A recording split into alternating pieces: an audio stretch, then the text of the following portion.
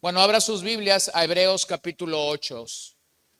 Hebreos capítulo 8 es un capítulo no tan corto, no tan largo, pero lo voy a considerar completo porque comunica un solo mensaje, un mismo mensaje, y básicamente los primeros versos es como un recuento de todo lo que ya hemos venido hablando. Este capítulo nos comunica que en el Señor, en Cristo, tenemos un mejor pacto y ese pacto comunica mejores promesas para nosotros. Es un pacto nuevo, es un pacto radiante, es un pacto brillante en el Señor Jesucristo y ese pacto comunica promesas mucho más gloriosas, más esperanzadoras, más grandiosas que el viejo pacto. Observe que a lo largo del Antiguo Testamento usted va a encontrar que Dios pactó con Adán, con Noé, con Abraham, con Moisés, con David. Estos fueron los pactos que Dios quiso celebrar o tener con estos hombres. Y esos pactos tenían el distintivo de Dios. Pero esos pactos tienen su clímax, tienen su momento más glorioso en la persona de Cristo. Este es entonces un pacto mejor que el de Adán, que el de Noé, el de Abraham o el de Moisés. Este es un pacto que en Cristo es mejor y contiene grandes promesas. Él es un sumo sacerdote superior a todos los demás sumos sacerdotes, como ya lo hemos considerado. Y observamos que en este capítulo, ese sumo sacerdote tiene un tabernáculo celestial. Encontramos que en este sumo sacerdote lo que era sombra en el pasado, ahora es perfecto. En Cristo entonces tenemos la perfección de todo lo que el Antiguo Testamento ha contenido. Entonces, hermanos, Jesucristo es el inicio de este sacerdocio y de este pacto superior. Lo que nosotros tenemos que reconocer es que en Jesucristo tenemos el inicio de ese sacerdocio, pero también de ese pacto. De ese sacerdocio, pero también de ese pacto. Una de las cosas que me impresionan a lo largo de las semanas que tenemos estudiando la epístola a los Hebreos es que pareciera ser que el Señor nos afirma y nos lleva a la realidad del mensaje de esta carta. Entonces, una vez más quiero afirmar para mí y quiero afirmarlo para ti y quiero afirmarlo para todos quién es Jesucristo. Porque una vez más nosotros requerimos esta mañana reconciliarnos con la providencia y con la soberanía de Dios. Escúchalo una vez más. Jesucristo es el Hijo de Dios. Él es nuestro sumo sacerdote. Él está sentado a la diestra de la majestad en las alturas. Está sentado a la mano derecha de Dios. Desde allí Él está intercediendo por nosotros. Desde allí Él gobierna con el poder de su palabra. Jesucristo preserva, preservará y salvará nuestras almas del sufrimiento, dándonos misericordia y gracia. Amén. Ese es Jesucristo. Ese es Jesucristo. Jesucristo jamás pierde su lugar de autoridad. Jesucristo jamás pierde su lugar central en el escenario celestial, en el tabernáculo celestial. Y por más pruebas que nosotros enfrentamos y por más duras que esas pruebas puedan ser, el Señor no deja de ser el Señor. Y el Señor no deja de estar en el lugar de autoridad que Él tiene. Pero esa confesión me permite llegar al verso 6. Y yo quisiera que usted pensara, meditara, orara, memorizara ese verso, porque comunica perfectamente el centro de este capítulo. Pero ahora Jesús ha obtenido un ministerio tanto mejor, por cuanto Él es también el mediador de un mejor pacto, establecido sobre mejores promesas. Él es el mediador, mi hermano. Él es el mediador de este pacto en el que tú y yo nos encontramos. Entonces, cuando avanzamos y caminamos en la vida cristiana, cuando las situaciones de este mundo pudieran llegar y pudiéramos vernos rodeados o inmersos de todo lo que pasa en este mundo, es bueno recordar quién es Jesucristo. Es bueno recordarlo. Bueno, ayer por la tarde algunos de nosotros estábamos en un hospital. No planeamos estar ahí. Yo no creo que mis hermanos que están siendo probados en esta situación planearon estar en un hospital el día de ayer. Sus mentes y sus corazones planeaban estar en un hospital en 2 o 3 semanas. Y nosotros no planeábamos estar en esta situación en la que nos encontramos el día de hoy. Pero eso solo nos recuerda una cosa. No somos Dios. No somos dueños. No somos reyes. No somos señores. Simple y sencillamente somos súbditos. Somos siervos. Quien decide, quien toma decisiones serias en nuestras vidas es Dios. Entonces, ten en cuenta que este es el Señor al que tú y yo servimos. Reconciliémonos entonces con la providencia de Dios. Entonces mi pregunta es, ¿hay algo más grande que Jesucristo en el universo? ¿Hay algo más superior o que esté por encima de Jesucristo? Y aunque es una pregunta retórica, la respuesta la tenemos que decir es no. Y los 3 capítulos que tenemos delante de nosotros nos ayudan a entenderlo. Hebreos 8 nos habla de un pacto superior. Hebreos 8 es este capítulo que nos dice que tenemos un pacto que es superior. Hebreos 9 nos habla de un santuario superior. Hebreos 9 nos habla de un santuario superior y Hebreos 10 nos habla de un sacrificio superior. Entonces, ¿hay algo o hay alguien que está por encima de Jesucristo? Estos 3 capítulos te permiten entender no. En Cristo tenemos un pacto superior, en Cristo tenemos un santuario superior y en Cristo tenemos un sacrificio superior. Ahora, esas 3 palabras vienen para nosotros del Antiguo Testamento. En el Antiguo Testamento, mayormente en Moisés había un pacto, lo que se conoce como la ley de Moisés, lo que ordenaba los pasos de la nación de Israel. Bueno, el pacto de Cristo es superior al pacto de Moisés. En el Antiguo Testamento primero teníamos un tabernáculo y ese tabernáculo en algún momento se convirtió en el templo de Salomón, donde los sacerdotes entraban para ministrar y para adorar a Dios. Pero en Cristo tenemos un tabernáculo superior y de hecho el capítulo dice que es un tabernáculo celestial. Y lo tercero es que en el Antiguo Testamento teníamos muchos sacrificios mediante las personas pecaban o necesitaban reconciliarse con Dios, pero en Cristo tenemos un sacrificio superior a todos los sacrificios del Antiguo Testamento. Entonces, nosotros tenemos que revisar ese capítulo con ese entendimiento. Dr. Schreiner dice que Jesús introduce a los creyentes en el verdadero santuario, en la morada de Dios en el cielo, y a la vez es el mediador de un nuevo y mejor pacto. Hermanos, el capítulo que tenemos por delante nos muestra que en el sacrificio de Jesús, Él realmente nos está introduciendo al verdadero santuario. Algunos creyentes cuando leen el libro de Éxodo y de Levítico y usan su imaginación para ver cómo es que fue este tabernáculo móvil.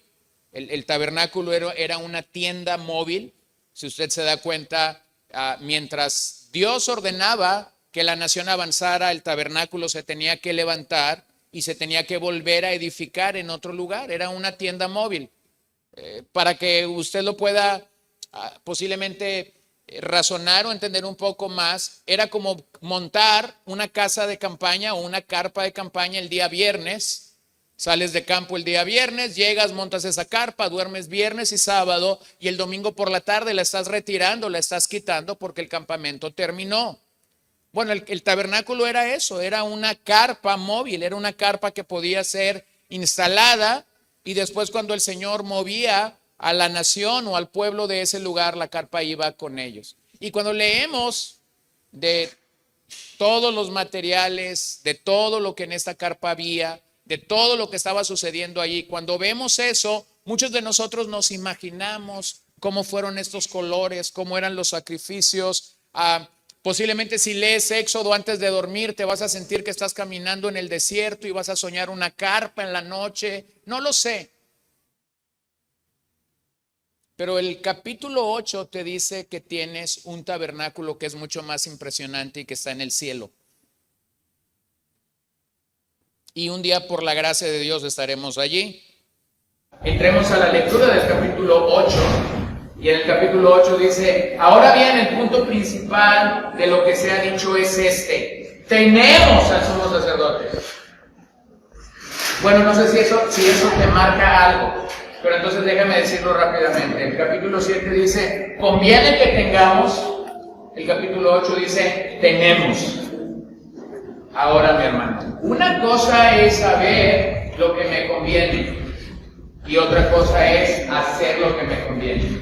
Cuando mucha gente, por ejemplo, sabe de alguna dieta o sabe de algún régimen alimenticio, las personas dicen, convendría que yo tenga esta dieta.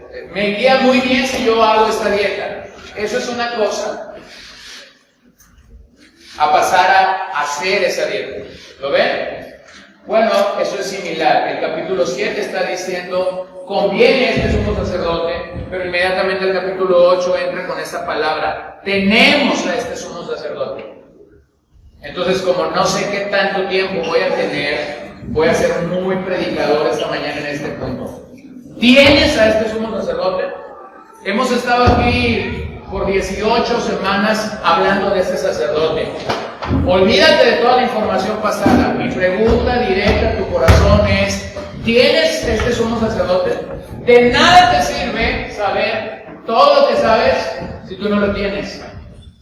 Si tú no lo tienes. ¿Que le siga o qué es eso? Entonces tenemos a este sumo sacerdote. ¿Lo tienes tú? ¿Tienes la seguridad de que tenemos ese sumo sacerdote? Entonces dice el autor: está sentado a la diestra del trono de la majestad en los cielos, como ministro del santuario y del tabernáculo verdadero que el Señor erigió al hombre. Entonces el autor llega a esta declaración y observa eso, observa claramente eso. Él es el punto principal de todo lo que se ha dicho. El autor no está diciendo que esto es un resumen. Cuando dice ese es el punto principal, el autor no está diciendo que esto es un resumen. Él no está diciendo resumamos todo. No, él está diciendo ese es el punto principal del asunto. ¿Cuál es el asunto? Tenemos a este sumo sacerdote. Así que el autor pasa de la necesidad de un sumo sacerdote a la declaración de que tenemos a ese sumo sacerdote que es Jesucristo. Ese sacerdote está mediando, está en el medio entre Dios y nosotros, entre un Dios santo y justo y nosotros como pecadores. Así que esa es una pregunta que conviene que nosotros nos hagamos. Tenemos nos habla en este pasaje de una posesión actual. No dice tendremos futuro, no dice hemos tenido pasado. Dice tenemos. Es una posesión actual. Nuestro Señor se distingue por su moralidad perfecta, por su obra consumada. Él está reinando desde su trono y su exaltación entonces es suprema. Así que el asiento de Cristo es la diestra de la majestad y eso demuestra su estado exaltado. Eso demuestra su estado exaltado. Sentarse a la diestra en el mundo antiguo era similar a una corte de reyes. Los nobles se sentaban cerca del rey, pero la persona que se sentaba a la derecha del rey era el noble más poderoso, era el noble más prestigioso de la corte. Y entonces ese asiento de Cristo a la derecha del trono, a la derecha de la majestad del Padre, nos está comunicando una posición que es suprema y que es exaltada. Tal y como Hebreos 10:12 nos lo recuerda, nos lo dice. Pero Cristo, habiendo ofrecido un solo sacrificio por los pecados para siempre, se sentó a la diestra de Dios. Observen ese punto de victoria. Ha ofrecido un sacrificio por los pecados para siempre y ahora está sentado a la diestra de Dios. Pero algo sucede en nuestra mente cuando pensamos en el asiento de Cristo, y nosotros más o menos, cuando no tenemos mucha información de lo que Hebreos nos dice, nosotros más o menos pensamos que Cristo llegó a ese asiento de gloria, que Cristo llegó a ese asiento de la majestad en las alturas y que ha permanecido por más de 2000 años no haciendo mucho. Bueno, eso es lo que una mente humana pudiera pensar. La realidad es que eso no es nuestro Cristo.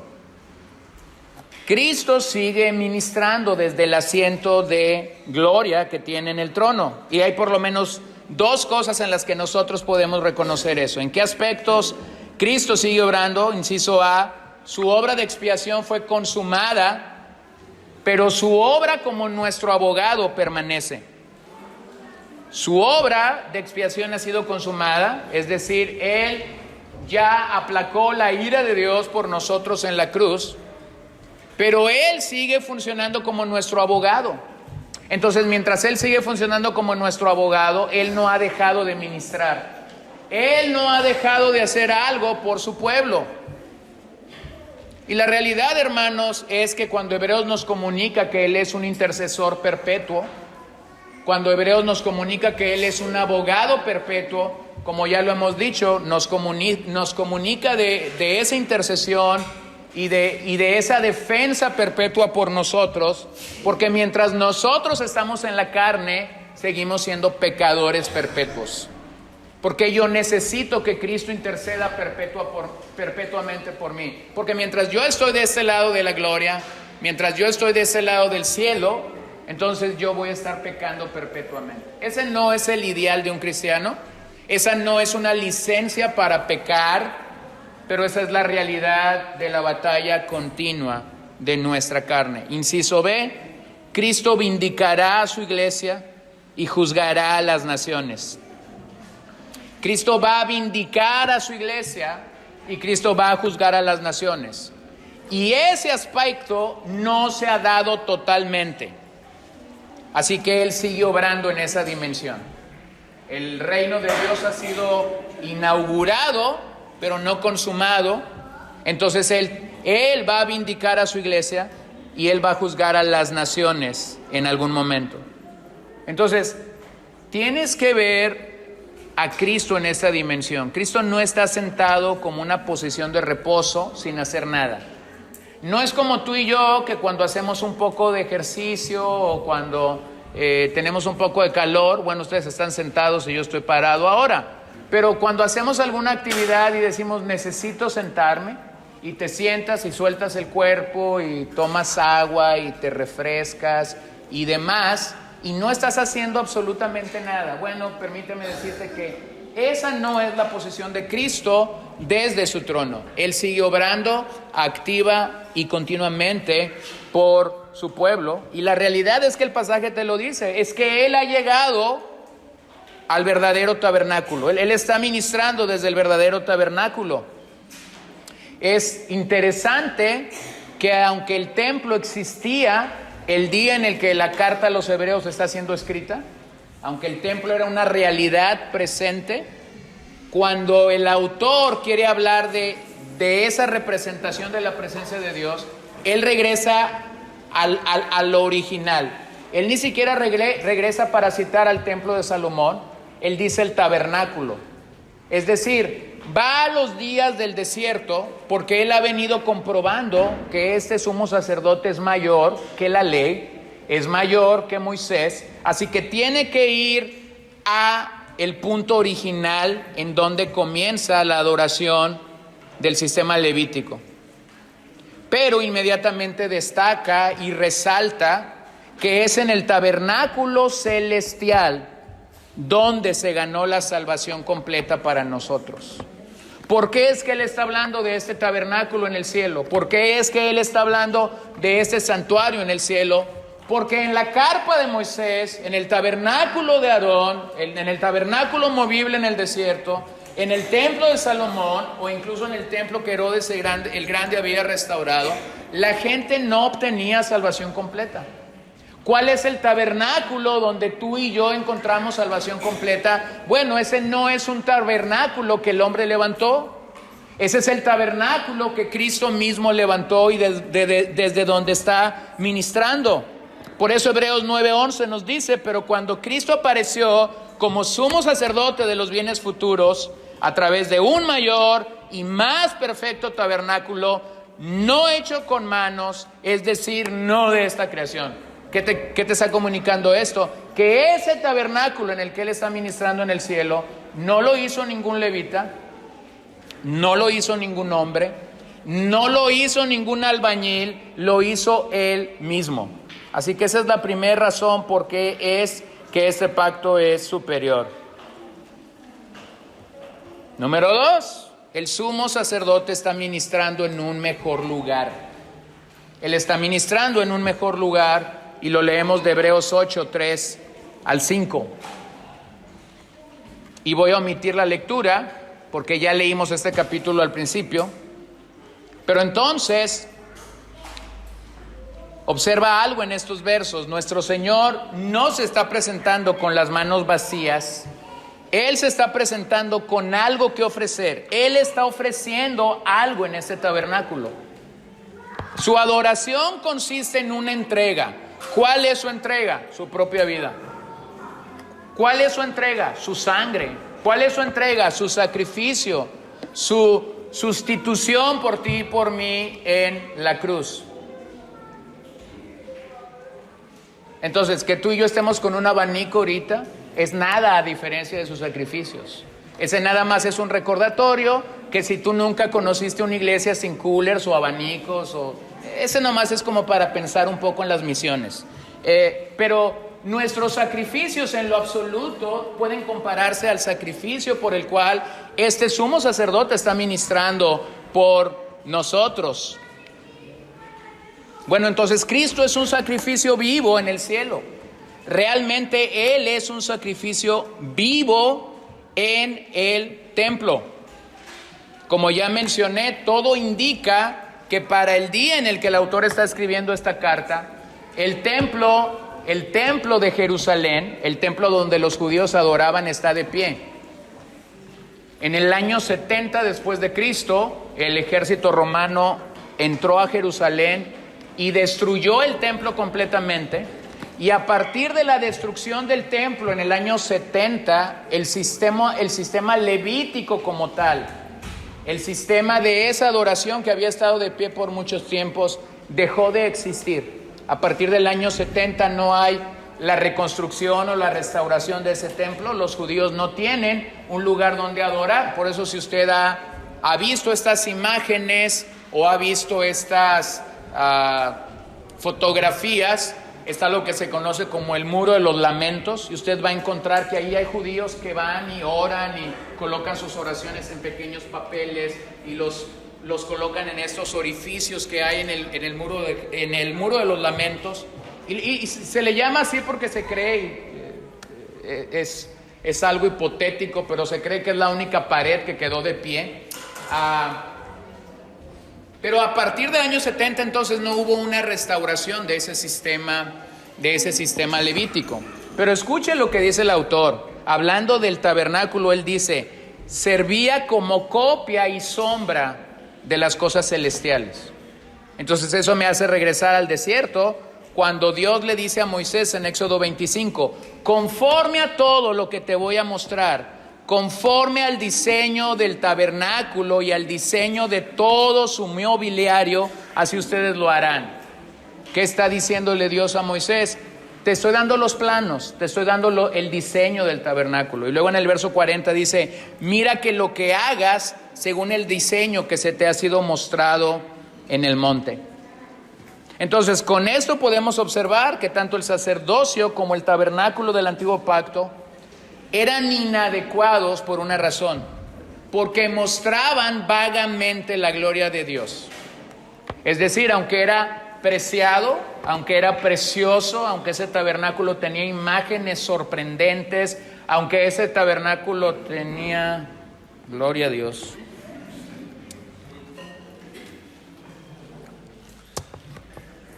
Nomás no me vayan a jugar la broma de aquel pastor que siempre pedía un vaso de leche antes de predicar y un día 2, 3 chiquillos de por ahí le pusieron leche con un poco de tequila y se lo trajeron y él se tomó el primer vaso y dijo, gloria a Dios, tráiganme un igual, por favor.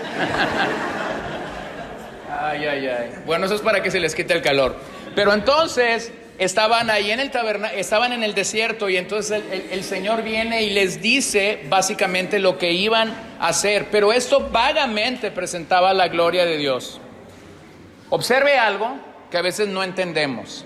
La sangre de todos los sacrificios del antiguo pacto no lavaban los pecados.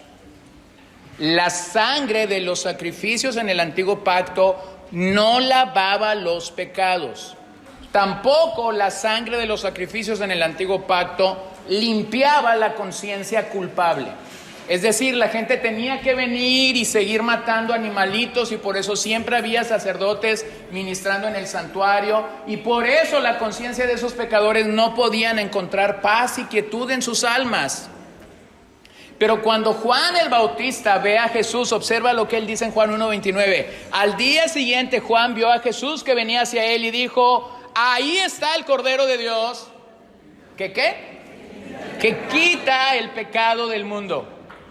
Eso era algo completamente nuevo, porque la sangre de los corderos en el antiguo pacto no quitaba el pecado, no limpiaba la conciencia, gracias, sigan.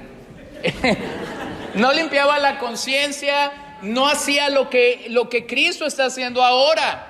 Pero entonces los sacrificios del antiguo pacto, lo que realmente estaban haciendo era cubrir momentáneamente los pecados hasta la muerte de Cristo.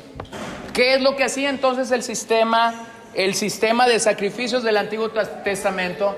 Cubría los pecados. Los cubría hasta la muerte de Cristo. ¿Qué hace la muerte de Cristo? Quita los pecados. ¿Puedes ver la diferencia?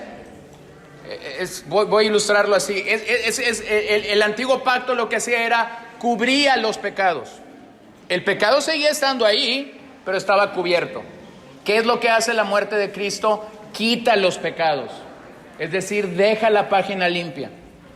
Deja la página limpia. Entonces nuestro Señor es la ofrenda misma. Él está entregando su cuerpo y su sangre con fines salvíficos. Entonces permíteme hacer una comparación y eso como una ilustración sencilla para ti. Es muy diferente cuando tú estás construyendo una casa y te muestran los planos arquitectónicos, ¿cierto? Tú ves la casa, tú ves el cuadrito, tú ves ahí que dice 5 por no sé qué, 3 por no sé qué, te dicen aquí va a estar el baño, aquí va a estar la tele, aquí va a estar la cocina. Tienes todo este plano, tienes un plano hidráulico, tienes un plano eléctrico. Bueno, ahora tenemos todo un mecanismo de poder verlo a través de una computadora o de un celular. Antes no teníamos eso. Eso es una cosa. Pero vivir dentro de esa casa es otra cosa. Entonces, los que han construido últimamente, porque ya sabemos que los materiales de construcción siempre van en aumento, nunca van para abajo, siempre van para arriba. Los que han construido últimamente algo, no me dejarán mentir que una cosa es ver los planos y todavía el arquitecto te dice esto va a costar tanto, pero cuando tú estás construyendo resulta que no es lo que dijo el arquitecto, es como el 50 o el 100% de lo que es. Entonces, esa es la razón por la que en un mundo como este vemos tantas casas que se quedaron al 60, al 50, al 70%, ¿verdad? Porque una cosa es que te muestren los planos y otra cosa es que tengas la realidad. Entonces, ¿qué es lo que el tabernáculo te mostraba? Lo que el tabernáculo te mostraba eran los planos. Y te decía más o menos así es. ¿Qué es lo que te muestra el tabernáculo celestial? La casa completamente terminada con el dueño y el rey gobernando en ella. ¿Lo puedes ver? Entonces, la discusión que el autor de los Hebreos está teniendo con sus oyentes, con sus audiencia original es, ¿qué prefieres? ¿Prefieres quedarte con los planos del tabernáculo? ¿O prefieres entrar de una y buena vez al tabernáculo celestial donde Cristo está gobernando y reinando? Entonces, número 3, este es un pacto con mejores promesas. Y lo vemos claramente en el verso 6, cuando el autor dice, pero ahora Jesús ha obtenido un ministerio tanto mejor, por cuanto Él es también el mediador de un mejor pacto establecido sobre las mejores promesas. Y la palabra mediador allí significa un intermediario entre Dios y los hombres. ¿Qué es Cristo para ti y para mí? Es un intermediario entre Dios y los hombres. Y de hecho, permítame afirmar algo, este es el mediador por excelencia. Este es el mediador de Dios, este es el mediador que Dios ha dicho, Él es el mediador. Nunca la Biblia dice que María es la mediadora, ni siquiera dice que María es una mediadora. La Biblia dice, Él es el mediador. Él es el mediador. Entonces, hermanos, este es el mediador de Dios, este es el mediador avalado por la Trinidad, este es el mediador por excelencia. Así que es importante recordar algo cuando piensas en un mediador. Un mediador representa, un mediador por excelencia debería representar a ambas partes y no solamente a una. Entonces, ¿por qué es que Él es el mediador entre Dios y los hombres? Por una simple y sencilla razón. Representa a Dios porque Él es el Hijo de Dios. ¿Cómo nos representa a nosotros? Bueno, esta carta es muy clara. Se humanó. ¿Se acuerdan lo que dice Hebreos 2, más o menos del 8 al 10? Para llevar muchos hijos a la gloria, Él tuvo que morir por nosotros. Y entonces, cuando Él muere por nosotros, dice el autor de los Hebreos, entonces ahora tiene muchos hermanos y hermanas que están siendo llevadas a la gloria. ¿Por qué es que Él es el mediador por excelencia? Porque representa a Dios, porque es el Hijo de Dios, y porque nos representa a nosotros como nuestro hermano mayor. Entonces, no hay nadie que pueda presentar estas credenciales ante el trono celestial. Él es el único mediador, entonces, perfecto para nosotros. Por cierto, Pablo llamó a Moisés el mediador en Gálatas 3, 19 y 20. Él lo llama el mediador, pero no era un mediador perfecto. Entonces, nuevamente aquí hay una lucha entre a qué mediador ellos iban a tomar. Si ellos iban a tomar a Moisés como un mediador imperfecto o iban a tomar a Cristo como un mediador perfecto. Primera de Timoteo 2:5 afirma, porque hay un solo Dios y también un solo mediador entre Dios y los hombres. Cristo, título divino, Cristo que comunica la divinidad, y luego dice Jesús hombre, que comunica la humanidad. Entonces vean cómo en el vocabulario de Pablo está el mismo vocabulario de Hebreos. Un mediador perfecto, el Hijo de Dios, el Hijo del hombre, representa la parte divina, representa la parte humana.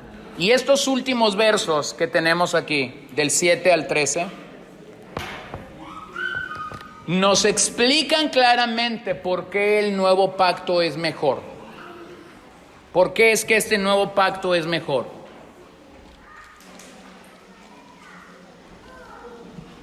Este pacto es mejor porque ha sido hecho bajo juramento, ¿se acuerdan? Yo he jurado, dice el Padre, yo he jurado, tú eres sacerdote para siempre según el orden de Melquisedec. Este pacto es mejor porque descansa en mejores promesas y es mejor porque el ministro que está ofreciendo sacrificio vivo es mejor. Así que el antiguo pacto carecía de perfección y no era definitivo. Cuando piensas en el antiguo pacto, tenemos que reconocer, no era definitivo y carecía de perfección. Y entonces el autor lo que hace en estos versos, y lo va a hacer de hecho en el capítulo 9 y 10 también, es traer una cita del profeta Jeremías. Lo que realmente el autor de los Hebreos está citando es Jeremías 31, del 31 al 34. Y pareciera ser que lo que el autor de los Hebreos está queriendo lograr es hacer una pregunta. Cuando él cita a Jeremías 31, la pregunta es esta: ¿acaso no se nos dijo? O sea, ¿acaso no se nos advirtió que esto iba a pasar? ¿Acaso no se nos dijo? Ahora, cuando lees esa cita, logras entender lo que Jeremías está haciendo. Jeremías está hablando a la nación que está cautiva en Babilonia, a la nación que ha sido juzgada y que ha ido por 70 años a Babilonia. Y Jeremías escribe esta parte de su profecía para prometer esperanza y restauración. Una vez que han sido juzgados por causa de su rebeldía, entonces el profeta les escribe eso y les dice: yo les aseguro que vendrá un tiempo de restauración, vendrá un tiempo de esperanza para ustedes después del exilio. Y esto no es más que un solo recordatorio, hermanos, como lo fue para ellos en Babilonia, como lo fue para cada rincón donde esta palabra, desde que fue dicha por Jeremías, ha sido proclamada, y como lo debe de ser para nosotros. Este es un recordatorio de que Dios siempre tiene la última palabra. Siempre que estamos ante un dilema, siempre que estamos ante un problema, siempre que estamos ante una adversidad, Dios tiene la última palabra, y eso debe llenarnos de esperanza. Entonces Jeremías anunció la llegada de un nuevo y mejor pacto. Y lo hizo a través de esa palabra profética para la nación.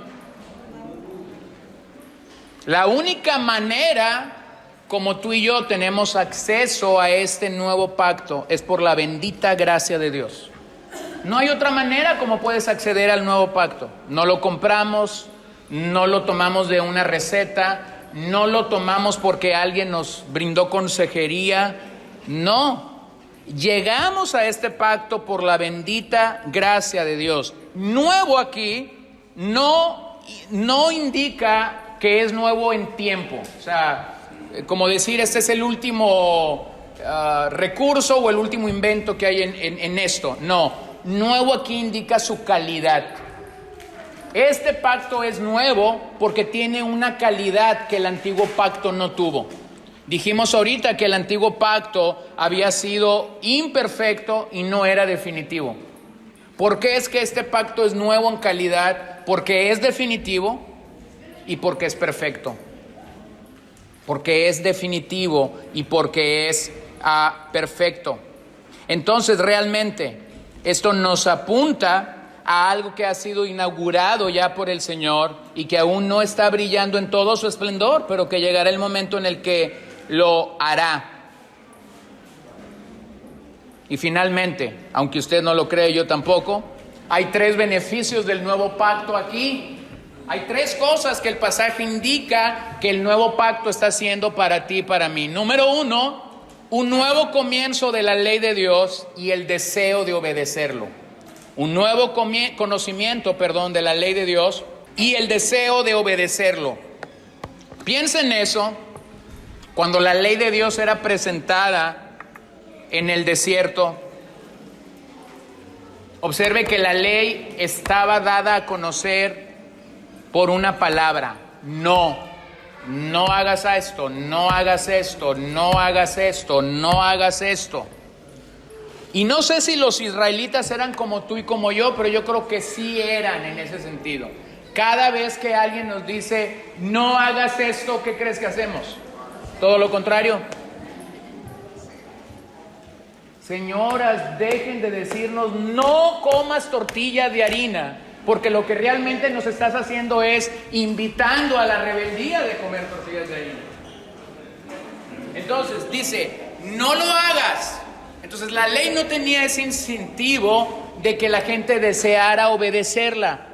Pero entonces escucha lo que el autor de Hebreos está diciendo. Dios ahora está escribiendo la ley en el corazón de su pueblo. ¿Dónde escribió la ley en el antiguo pacto? Bueno, la escribió en unas piedras, ¿se acuerdan? No la escribió en el corazón.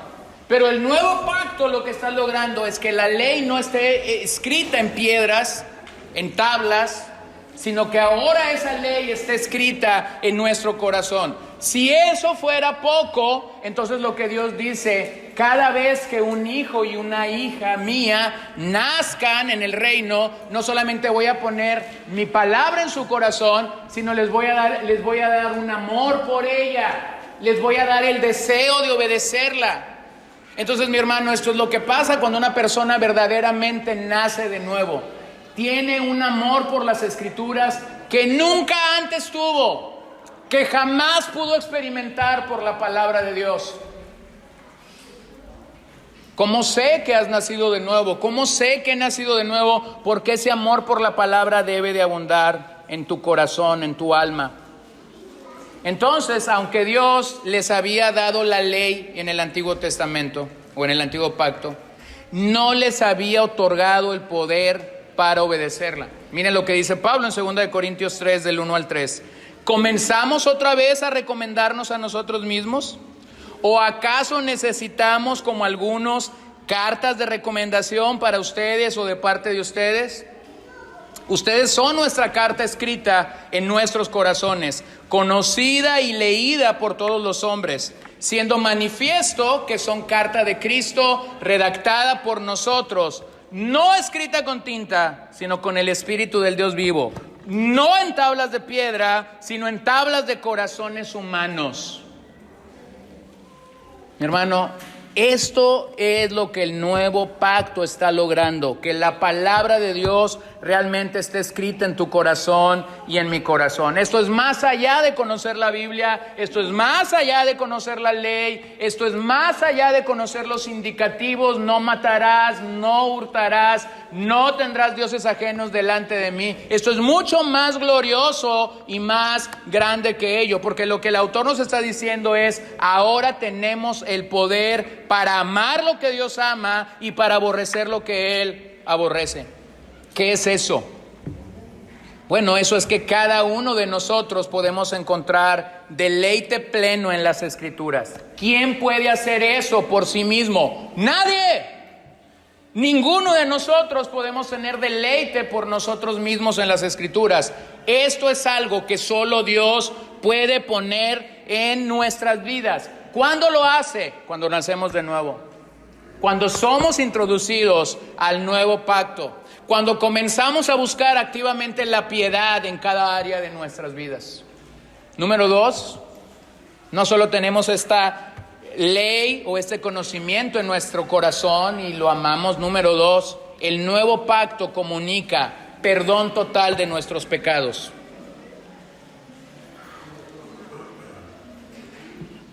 Perdón total de nuestros pecados. Aquello que el antiguo pacto no pudo lograr.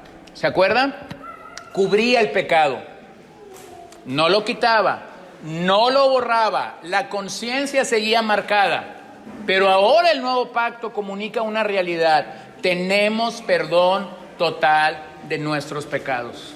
Hermanos, realmente la vida de una iglesia es esto, es la colección, es el museo de la obra de Dios en tu vida y en mi vida, y de cómo la gracia nos ha alcanzado y nos ha perdonado todo lo que hicimos en Cristo.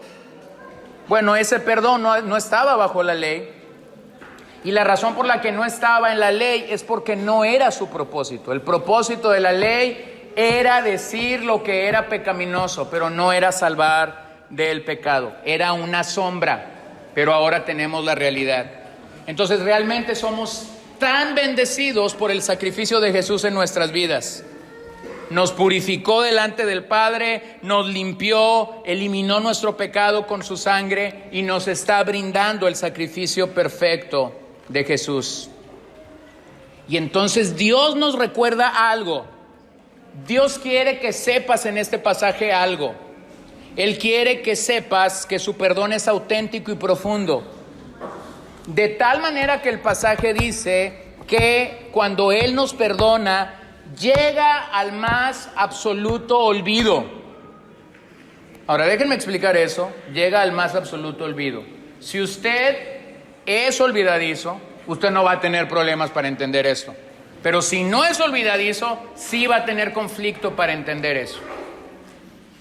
Una persona que es olvidadiza, fácilmente se le olvida dónde te dio las llaves, dónde te dio el dinero, qué hizo en la mañana. Y de repente cuando tú le preguntas, oye, ¿qué pasó hace 3 meses? Un olvidadizo te va a decir, ay, no sé qué pasó ahorita en la mañana y tú quieres que yo me acuerde qué pasó hace 3 meses. Esa persona no soy yo. Entonces, yo no creo que Dios es olvidadizo literalmente como está pasando aquí, porque Él es perfecto. Yo creo que lo que este pasaje te está comunicando es que Dios voluntariamente decide olvidar nuestros pecados. Él no es imperfecto como nosotros lo somos. Él no es imperfecto como nosotros lo somos. Pero Él está diciendo, voluntariamente voy a olvidarme de que te perdoné. ¿Puede imaginar eso? ¿Puede entender esa exaltitud de nuestro Señor? Tenemos perdón total, como Hebreos 10:10 nos lo dice. Por esa voluntad hemos sido santificados mediante la ofrenda del cuerpo de Jesucristo, ofrecida una vez para siempre.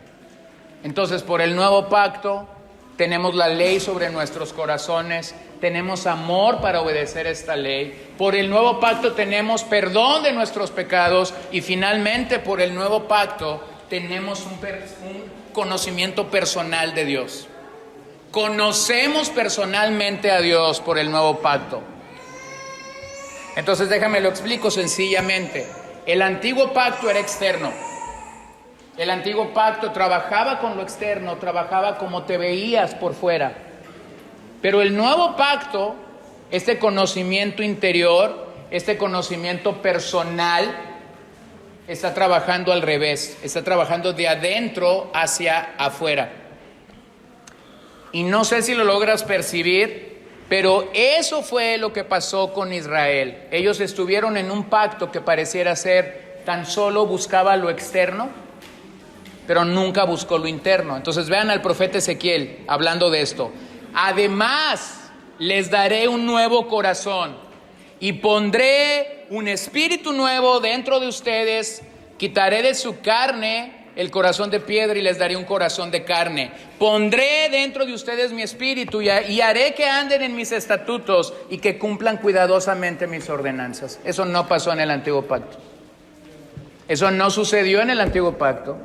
Porque lo que el profeta está apuntando no es algo externo, lo que el profeta está apuntando es algo interno. ¿Qué deberíamos de apreciar de este nuevo pacto? Que el cambio y la transformación de Dios es real y permanece para siempre. La razón es que aunque el hombre quiere cambiar algunas veces, aunque el hombre intenta cambiar en otras ocasiones, no puede hacerlo por sí solo, necesita la obra de Dios en su vida. Entonces el hombre trata de cambiar de afuera hacia adentro. La lucha de la psicología, la lucha a veces de la moralidad, la lucha de las religiones, la lucha de la ética es cambiar de fuera hacia adentro. Y resulta que cuando llegamos al nuevo pacto, cuando somos introducidos por la gracia al nuevo pacto, el cambio es al revés. El Señor comienza a obrar de nuestro interior hacia nuestro exterior. Comienza a hacer una transformación que permanece y que nos afirma en una realidad. Solo Dios puede llegar y transformar definitivamente el corazón del ser humano. Y finalmente, el verso 13 nos comunica una verdad. El antiguo pacto apenas se sostiene, pero no va a durar mucho. Eso es lo que dice el verso 13. El antiguo pacto apenas apenas le queda un hilito de donde sostenerse, pero no va a durar mucho. Bueno, este es el pasaje al que muchos estudiosos del Nuevo Testamento claramente indican: el templo no ha sido destruido, porque lo único que queda colgando aquí para que ya no haya sistema levítico es que el templo aún permanece de pie. Es la razón por lo que la carta es fechada antes del año 70. Antes del año 70. Pero nosotros recordamos las palabras de Jesús en la cruz diciendo: consumado es. Y esas palabras pusieron punto final a la necesidad de sacrificios. Ese era el sacrificio que marcaba el fin del sistema levítico. Jesús declarando: ha sido consumado. Vean entonces cómo Dios mismo, que estipuló los detalles del primer pacto, ahora en la persona de Cristo se está encargando del cese del primer pacto. Entonces este es un pacto totalmente diferente al anterior. La razón es que tenemos una revelación completa para todos los que están bajo el nuevo pacto.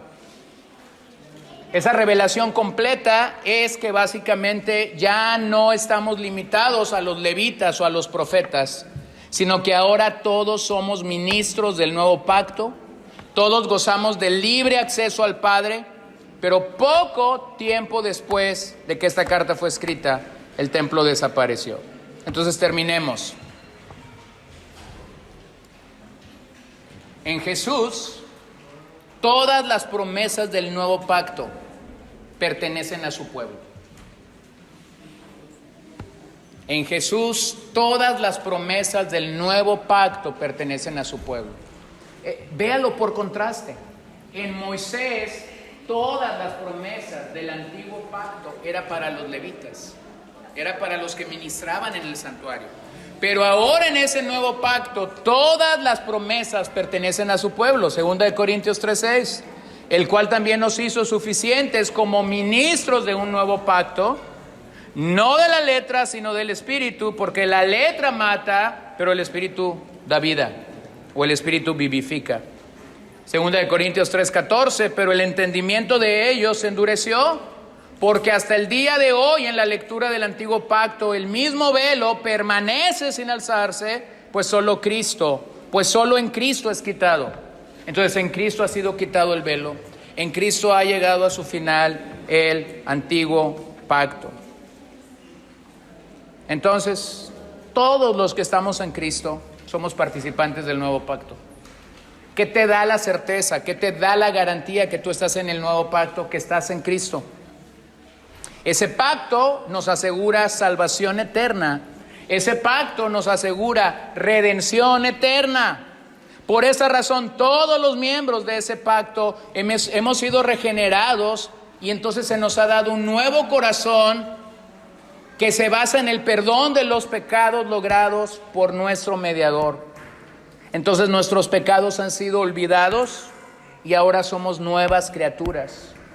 Cuando nosotros nos unimos a Pablo para decir que somos nuevas criaturas, realmente lo que estamos diciendo es: estamos ya bajo el nuevo pacto. Hermanos, ¿eso comunica que eres perfecto el día de hoy? ¡No! Estar en el nuevo pacto no comunica que yo soy perfecto. Escúchalo bien. Estar en el nuevo pacto comunica que el mediador es perfecto. Lo vuelvo a decir. Estar en el nuevo pacto no comunica que yo soy perfecto. Estar en el nuevo pacto comunica que Cristo, el mediador, es perfecto, y que por ese pacto es que yo puedo estar de pie. Entonces estamos anclados en Cristo, como Hebreos 6, 19, 20 lo dice. Y termino en Hebreos 9. Y así como está decretado que los hombres mueran una sola vez y después de esto el juicio, así también Cristo, habiendo sido ofrecido una vez para llevar los pecados de muchos, aparecerá por segunda vez sin relación con el pecado, para salvación de los que ansiosamente lo esperan. De los que ansiosamente lo esperamos.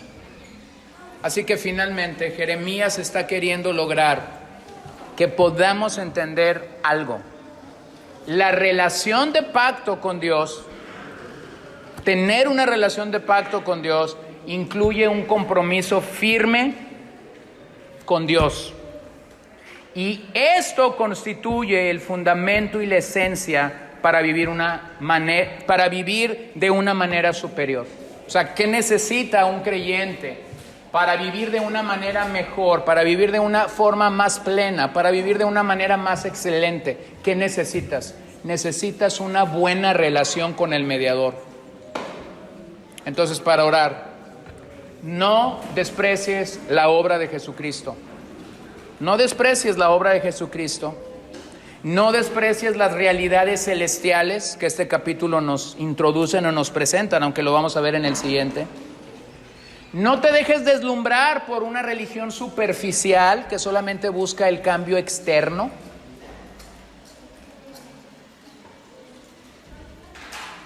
Realmente recibe lo que este mediador ha hecho para ser transformados. Si algo tú y yo como creyentes tenemos que cuidar de no caer, es la falsa piedad. Es decir, es verme en apariencia bien para yo estar recibiendo la alabanza de otras personas. Busca una buena relación con el mediador. Busca estar bien con Dios. Busca estar bien con Dios. Busca estar en paz con todos los hombres. Esa es la otra contraparte de esto. No estoy diciendo que te pelees con la gente, pero busca estar bien con Dios prioritariamente. No busques la piedad como un vestido que se te puede ver muy bien, que se te puede ver esplendorosamente.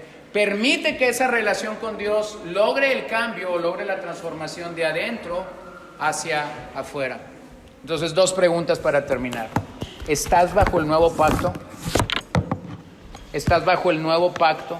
¿Puedes evidenciar que estás bajo el nuevo pacto porque tienes estas bendiciones?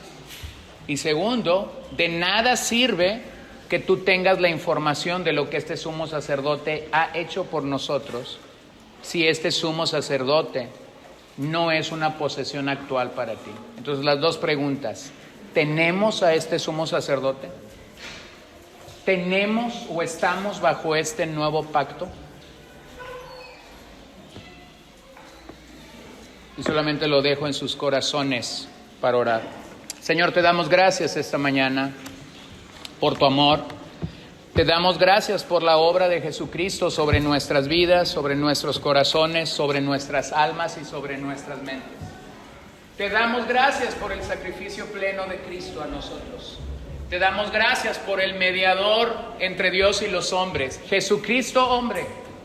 Señor, gracias porque no es María, porque no es Pablo, porque no es Esteban, porque no es Pedro, porque no es David, porque no es ninguno de los grandes personajes de la Biblia. Eres tú. Y eso nos comunica tu victoria, y eso nos comunica tu grandeza, y eso nos comunica tu belleza en medio de todas las cosas. Así que venimos delante de ti reconociendo que tú eres el Rey, que tú eres el Señor de nuestras vidas, de nuestras mentes, de nuestros corazones. Alabamos y bendecimos tu nombre porque solo tú eres quien puedes verdaderamente presentarnos ante el Padre como lo que somos, tus hijos, tu familia. Gracias que te tenemos, Señor. Gracias que podemos gozar de este mediador. Gracias que podemos hacerlo. Y si alguien no tiene la realidad en sus corazones de que están bajo este nuevo pacto, entonces yo pido que por tu Espíritu Santo tú traigas a nosotros esa seguridad y nos des la oportunidad de reconciliación contigo y nos des la oportunidad de recibir estas bendiciones. Un nuevo amor por tu palabra, el perdón completo de nuestros pecados y una relación personal con el Padre, con el Hijo y con el Espíritu Santo. En tu nombre oramos, Señor, y te damos gracias. Amén.